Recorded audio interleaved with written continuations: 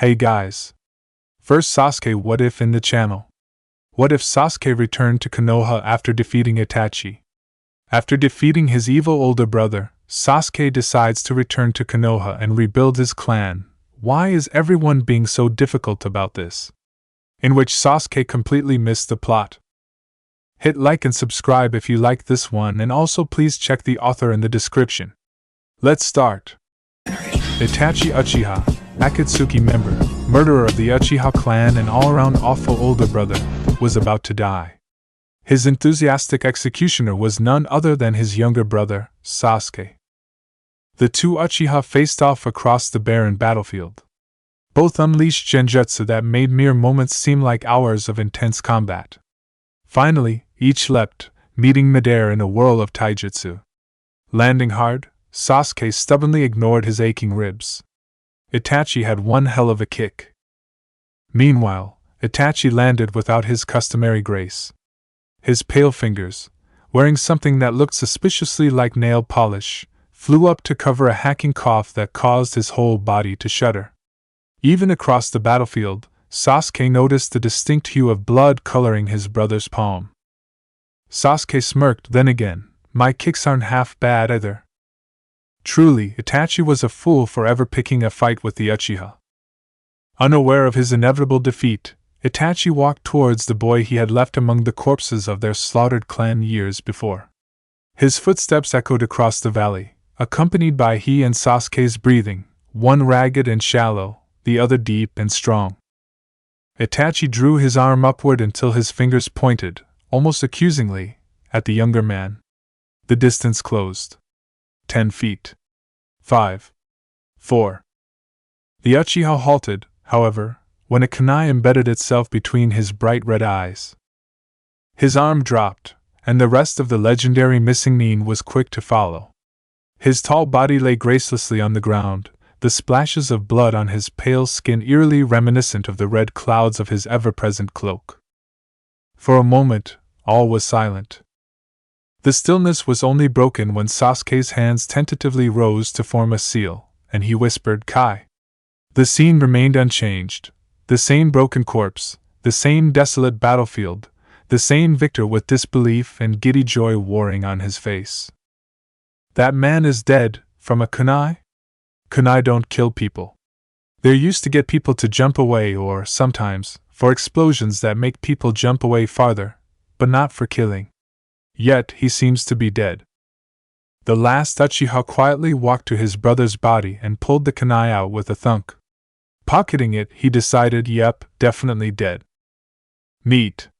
I've finally achieved my dream. Sasuke took a moment to relish his success. A very un-Uchiha smile spread across his face. It took only a short while for internal gloating and idly kicking Itachi's corpse, to avenge his clan, obviously, to lose its appeal. Alone, bored, and basking in the afterglow of murdering his older brother, something occurred to him. Wait, he asked the air, what do I do now? Several minutes of intense thought later, he said, oh yeah, I'm supposed to rebuild my clan. Guess it's time to head back to Konoha. Sasuke strode in a random direction. Had he continued on, he likely would have ended up somewhere in Lightning Country and declared it close enough. Luckily, a team of elite Konoha shinobi including Yamato, Kakashi, Sai, Kiba, Shino, Sakura, and Naruto raced towards him from the opposite direction. Hinata was there too. Sasuke! Sasuke's oldest and loudest teammate exclaimed, "You're coming back to Konoha." Okay. There's no use argue. Wait, what? Sasuke frowned. Wow, Naruto really was an idiot. I said that I'm coming back to Konoha. But why? The blonde annoyance asked. I killed Itachi. It was my greatest ambition. Weren't you paying any attention during our team introductions? First, kill Itachi. Second, rebuild my clan. It had to be in that order. If I rebuilt my clan first, Itachi would come and kill them. He already did it once. That's a pattern. The other ninja stared at Sasuke. He was actually being pleasant for once, sort of, for an Uchiha. Add to that his strange eagerness to go with them, and it looked like he was either a spy or suffering from some pretty nasty head trauma. Sakura said, "But you betrayed the village." "What?" "No, I didn't. I was on a training trip." "Training trip? You ran away for 4 years with a missing nin." "Who?" Sasuke asked, completely baffled. "Orochimaru, obviously." "Wait a second, Orochimaru was a traitor?" "No one ever told me that." "Sure, Kakashi didn't seem to like him all that much, but that's no reason to assume he's evil." Sakura's hands began to curl into fists. "What do you think he was doing when he attacked you in the Forest of Death?" "He gave you the curse seal, for the love of—" Her words devolved into unintelligible grumbling. Sasuke said, "I got the curse seal from a grass kunoichi." "I'm surprised you don't remember that. It was a very traumatic event. Orochimaru was there to help control the seal." Kakashi said, "Actually, that was me." "Yes, and he was there, too." The Jounin raised his eyebrow. "Weren't you unconscious?" "Was I?" The Uchiha looked thoughtful for a moment. Breaking his reverie, Kiba shouted, "But what about when Orochimaru invaded the village?" "The village was invaded?" Naruto eagerly re-entered the conversation. "Yeah, by Sound and Sand. Remember, we fought with Gaara?" "I thought that was part of the tournament." Shino inquired, "You didn't think anything was strange about chasing him into the forest?" "The proctor told me to."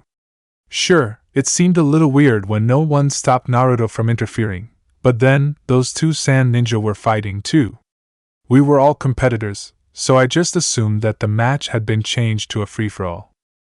"You were hospitalized," Sakura interjected. "That's how all of my fights end," Sasuke said with a shrug. Kakashi asked, "If you didn't know about the invasion, then how did you think the Hokage died?" "He was old. The Chunin exams are a very intense and exciting event. I thought that was why we made our next Hokage a medic nin." "Okay," Kakashi continued, giving him a look usually reserved for guys' more insane moments. "Let's say you didn't know about your sealing, Orochimaru's past, or the invasion. Why did you think you had to sneak out of the village to meet Orochimaru?" Sasuke said, "I'd hardly call it sneaking out. I said goodbye to Sakura, and she didn't say anything about me betraying the village. She just whined about how much she missed me. Sure, I had to knock her out so she wouldn't tag along during my awesome training trip, but I was walking down the main road. If I was really being sneaky, Sakura would have never found out I was leaving. I mean, really, she's Sakura." "You put a Chidori through my chest," Naruto yelled. "You were being clingy and tried to attack me with a Rasengan. I had to end things quickly before you hurt yourself. Keep in mind, I only knew 3 offensive jutsu at the time. It was either Chidori or setting you on fire. You're fine, so I obviously made the right decision." Said Orange Ninja looked torn between hugging his newly reformed teammate and punching him in the face. He settled for twirling a kunai in a manner that might have been threatening, if the one doing it weren't, well, Naruto. Hinata gazed longingly at the oblivious blonde, and Sakura had discovered the joys of kicking Itachi's corpse. It really isn't healthy to keep your anger bottled up, after all. During your training trip, you didn't find it odd that Orochimaru, a loyal Konoha ninja, never stopped by Fire Country? Kakashi asked. "He's one of the Sannin. They're allowed to wander around in exchange for special services to the village. Tsunade was gone for decades and no one had a problem with her becoming Hokage. Besides, I did kill him later, so everything is about even. Moving on. There were several missions to retrieve you." Sasuke stared at him blankly. "I don't remember any. Wait. Do you mean Naruto? Why didn't you send some hunter nin or jounin? I just thought Naruto missed me and wanted me to help with his birthday parties, or whatever it is Naruto does." "And he never told you that you were a traitor?" "Well, yeah, but Naruto calls you a traitor if you eat the last bowl of ramen." "Naruto actually did that once," Sakura sheepishly agreed. "And Naruto is always telling people what to do, even when it has nothing to do with his missions. Like that one time he made that Hyuga chick completely change her view on fate. You mean Niji? Hinata guessed. Yeah, her. Or that time he ordered a snow princess to stop being a wimp and take back her kingdom. What? Remember? We went on a mission with an actress who was actually a princess and fought a bunch of snow ninja with super chakra armor and freed the land of snow. It was pretty epic. Sasuke, that never happened, Sakura said. Kiba frowned. Wasn't that the plot of a Princess Fun movie? Was it? In my defense, I don't watch many movies. So, after you murdered your sensei, Kakashi began. Sasuke cut in self-defense, he turned into a snake and tried to molest me or something. In self-defense, why did you decide to form a team out of Sound Ninja? I was under the impression that Sound was a part of Leaf, since Orochimaru ran it, and he was a Sannin. So, technically, I formed a team of Leaf Ninja. Sakura's eye twitched. They're a completely separate village. They even have different headbands. So does Grass. Sakura said, Grass isn't part of Konoha. Sasuke frowned. Really? Regardless, I don't know why you guys are complaining. When Naruto befriends other ninja, it's great. He can befriend that ice girl or that red-headed sand chipmunk, and he's forging alliances and being nice. But if I make friends, suddenly it's bad. Sasuke shook his head. He just didn't understand all the favoritism towards Naruto. Between the Hokages, Kakashi, and even Iruka-sensei in the academy, that guy could get away with anything. Why did you form the team in the first place? Frustration crept into Sakura's voice. Why didn't you come back? Lay unspoken in the air. As was typical, the last Uchiha didn't notice. I was trying to kill Itachi. We covered this. They all had bloodlines too. Lots of bloodlines. We love bloodlines. Remember that time one of our ambassadors tried to kidnap some little kid for one? Hinata looked mildly disturbed. That was Kumo. Right, whatever. While the other shinobi continued to prattle on about his supposed betrayal, Sasuke turned his attention towards what was really important, rebuilding his clan. So I guess I need a wife or something. He glanced around the clearing. Male. Male. Male. Presumably male. Has had a crush on me since the academy, also male. Horrifying, terrifying bugs, that happen to be male, aha! Hey Sakura, you're a girl, right? The following glare was answer enough. But wait, doesn't Sakura want to become Hokage? I mean, one of my teammates definitely wanted to be Hokage and the other one was obsessed with me. Seeing as how Naruto is obviously obsessed with me and he did kiss me that one time. So, how's that whole Hokage thing going? Sasuke asked the girl. The look of confusion on Sakura's face seemed to have become a permanent fixture. My apprenticeship with Tsunade-sensei has been going well. Sasuke smiled. You're making great progress. Thanks. Well, I don't want to interfere with Sakura's dream. Who else is there? Wait a minute. The Hyuga was one of my fangirls, right? Of course she was. Our whole class was filled with fangirls. I should know, it was terrifying. I guess she must have been very subtle and stealthy about stalking me. That's a great quality in a ninja.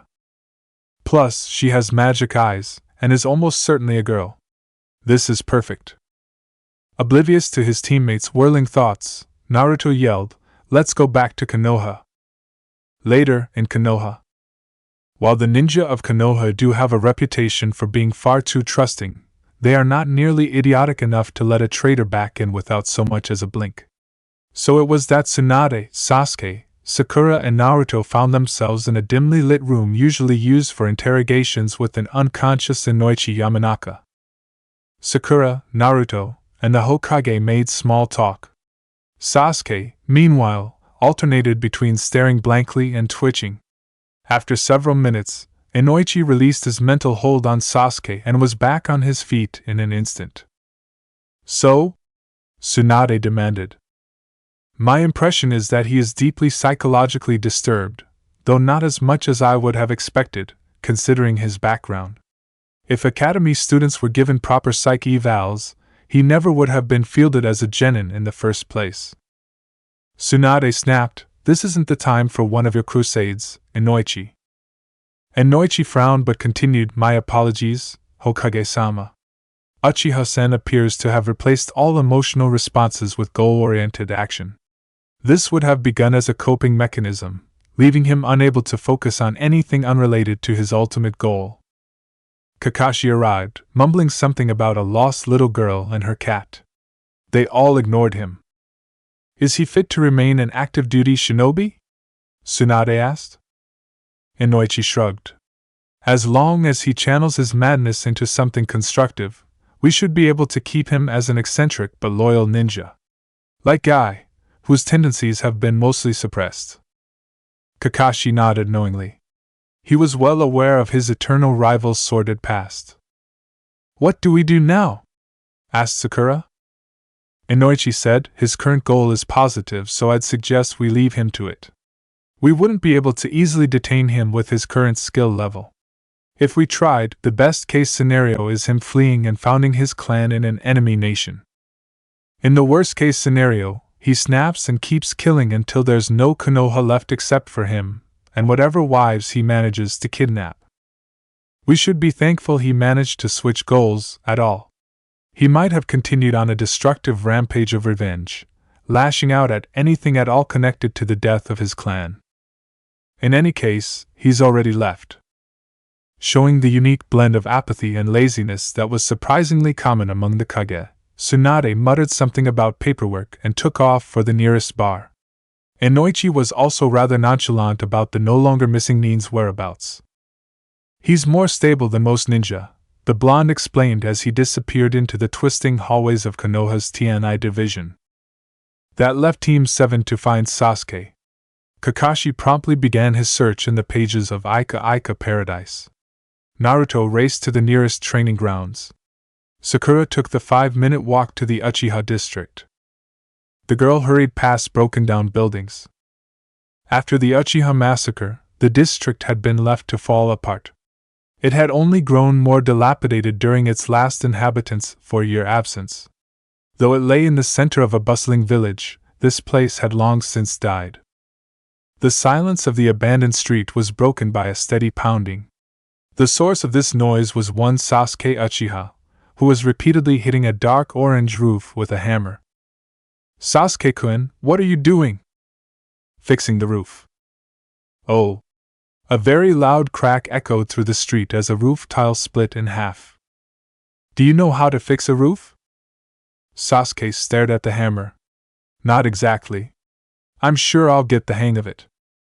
Quick to change the subject before her teammate put another hole in the roof, Sakura remarked, "It's a shame that the village let this place fall apart. You'd think Tsunade-sensei would be worried about disrespecting the dead or hazardous debris or something." Her statement was punctuated by another crack. Sakura winced. "There has to be room in the budget for a roofer, at least." "I'm sure that, when you're Rokudame, you'll do a much better job," Sasuke reassured her. "What? I don't want to be Hokage." Sasuke flashed a smile that should never be found anywhere but underneath Guy and Lee's bowl-cut bangs. "Don't give up on your dream, Sakura. I just accomplished one of mine and I'm still riding the high." "Aye, but Naruto's the one who wants to be Hokage." "That's ridiculous. If Naruto wanted to be Hokage, why didn't he ever attend class at the academy? Or study for the final exam? He didn't even seem all that gung-ho about becoming a ninja." Sakura paused. "Why would he become a ninja if he didn't want to? Aren't all orphans ninja?" "I don't think so. Besides, Naruto would be a terrible Hokage." "Eh? He's constantly rushing in without a plan, doesn't have the attention span for paperwork, and has no understanding of diplomacy. The clans would be calling for his resignation within the week." "No, okay, maybe the Hyuga would be, and I don't really know the other clan heads. Except Ino's dad, he seems nice. But really, Naruto would last longer than a Sasuke? The Uchiha was no longer on the battered roof. A quick glance informed her that he wasn't on any of the surrounding roofs either. Not again, Sakura groaned. She allowed her eyes to roam across the street, but the Uchiha was nowhere to be found.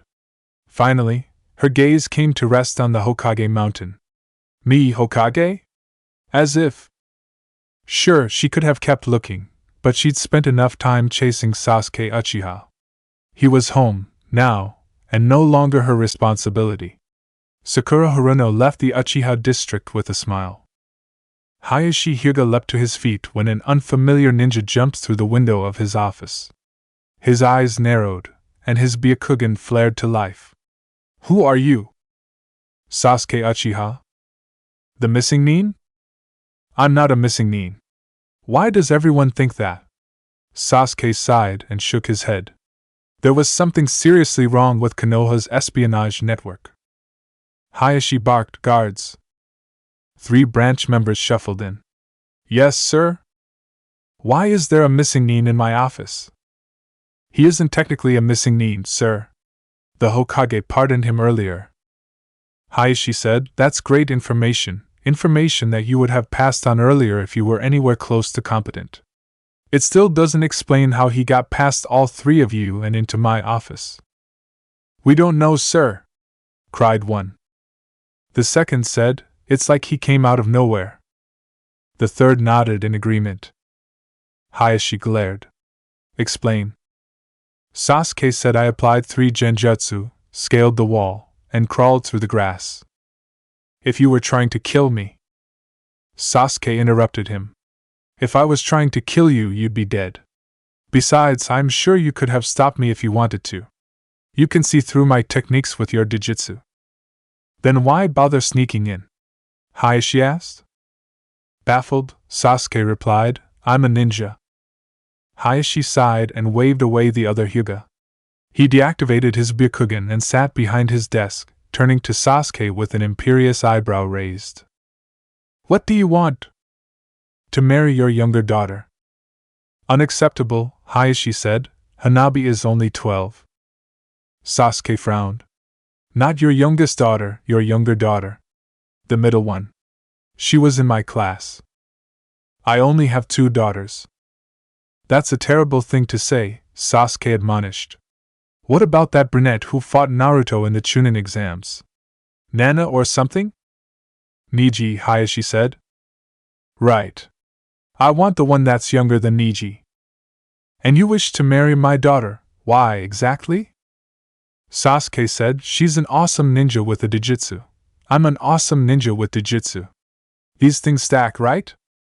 Not necessarily. Sasuke ignored him. Right. So can I have her? No. Oh, come on. You have 3 heirs. 2. That's a lot of heirs. Hayashi paused. The boy was an idiot, undoubtedly, but he had a point. The Hyuga Council didn't like ambiguity in succession. If Hinata hadn't been so deeply incompetent, Hanabi would have taken the caged bird seal years ago, a fate he wished his favorite daughter to avoid. That is not entirely untrue. So can I have her? I'll teach you guys the Grand Fireball Jutsu. Why would the Hyuga want that? It sets things on fire, Sasuke said. Was that not obvious? That is the most pathetic bribe I have ever been offered. Sasuke sighed. Clearly, Hayashi Hyuga drove a hard bargain. You can also have the Chidori. Hayashi contemplated his options. Yes, the boy's bargaining was moronic, but he offered more than he knew. When Hanabi achieved Chunin, which could take as little as a year, he would be forced to seal one of his daughters. If Hinata was married into an outside clan of equal power, she would be safe and Hayashi could pass it off as a political move.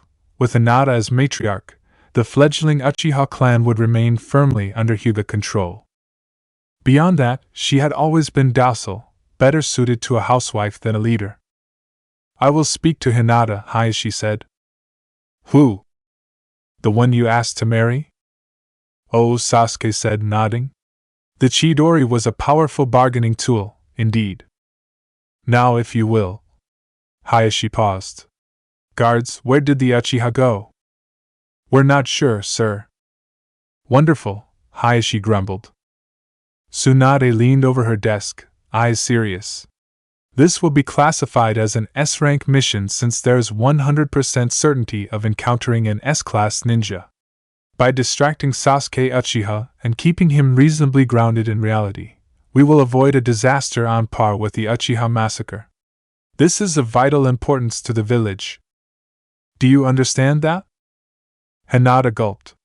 Yes, Hokage-sama.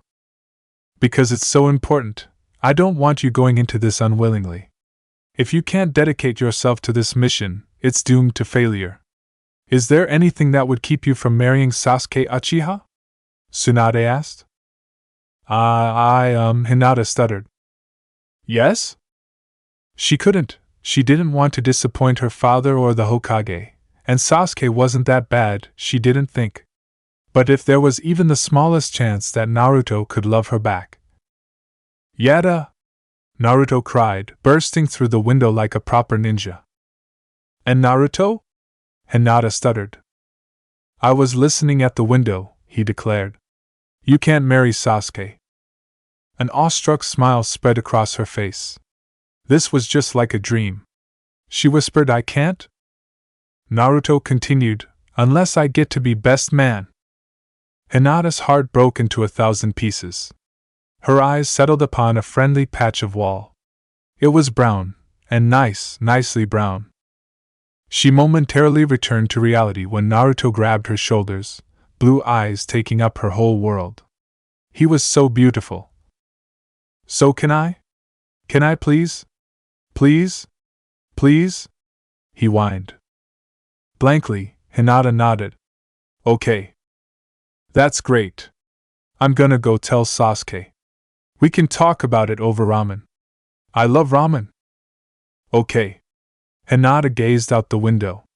It looked like it might rain. How sad. The blonde clambered out the window, shouting goodbyes which she couldn't hear over the sound of her heartbeat. It was like kunai throwing practice inside her ears. Thunk. Thunk.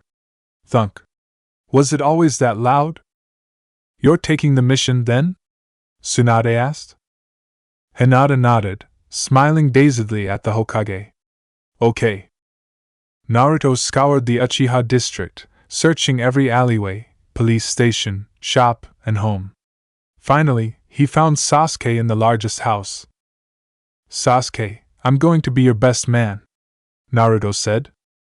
That's nice, Naruto, Sasuke muttered. He leaned over a table, squinting down at an enormous scroll. On it, dozens of names were scrawled, connected by a mess of lines. Sasuke? Sasuke? Naruto frowned.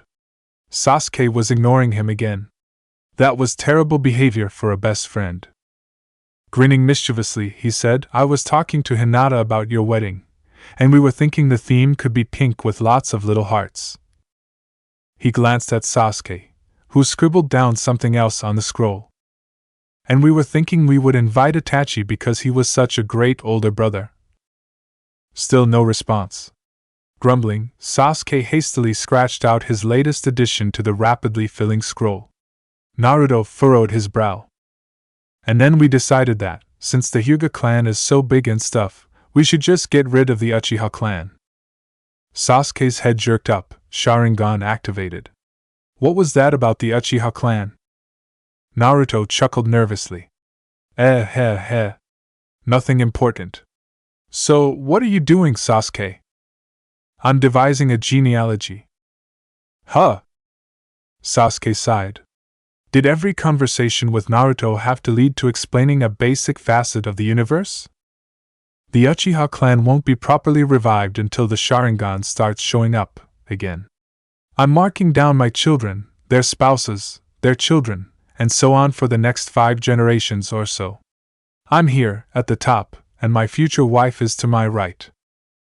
Oh, Naruto said, leaning over. Who are all these other girls? Those are my mistresses. What?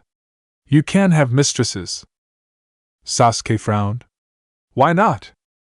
Because you're marrying Hinata. Yes, exactly, and she has a dijitsu. I need to have children with other people, just in case ours are born without eyes, or something. Could that happen? Naruto asked. Sasuke shrugged. Maybe. Bloodlines are weird like that. But won't Hinata be upset? Why would she be upset? This way, she doesn't have to have 50 children. 50? Possibly 60. Naruto tried a different tack. You put Ino down as one of your mistresses. Yeah, so? Is she okay with that? Sasuke stared a hole through Naruto, Tomo swirling. Ino is president of the Sasuke Uchiha fan club. Right. Stupid question. Sasuke refrained from mentioning that all of Naruto's questions were stupid. No need to discourage progress, after all. Naruto said, What about these ones? You didn't even give them names. Several of the spaces were, indeed, filled with fangirl number 1 through number 7. Look, Naruto, I had a lot of fangirls back in the academy. I can't be expected to remember all their names. Sure, there was Ino, Hinata, Shikamaru, you. I wasn't one of your fangirls. Sasuke raised an eyebrow. Naruto, you kissed me at graduation. Accidentally. Sasuke left him to his denial. Either way, I'm sure it can't be that hard to find them. Naruto's eyes widened. Wait a minute. You aren't taking Sakura too, are you? No. You're the one who's marrying Sakura, Sasuke said. I am? Naruto asked. Sasuke sighed. Yet another stupid question. He gestured towards the scroll. Yeah, you need to have at least 6 kids or this won't work at all. Really? Naruto's usual grin grew even wider, which really shouldn't have been possible in Sasuke's opinion. It was mildly disturbing. He placed a hand on the blonde's shoulder. Believe it, Naruto. That's it for this video. Thank you for watching and see you in the next one.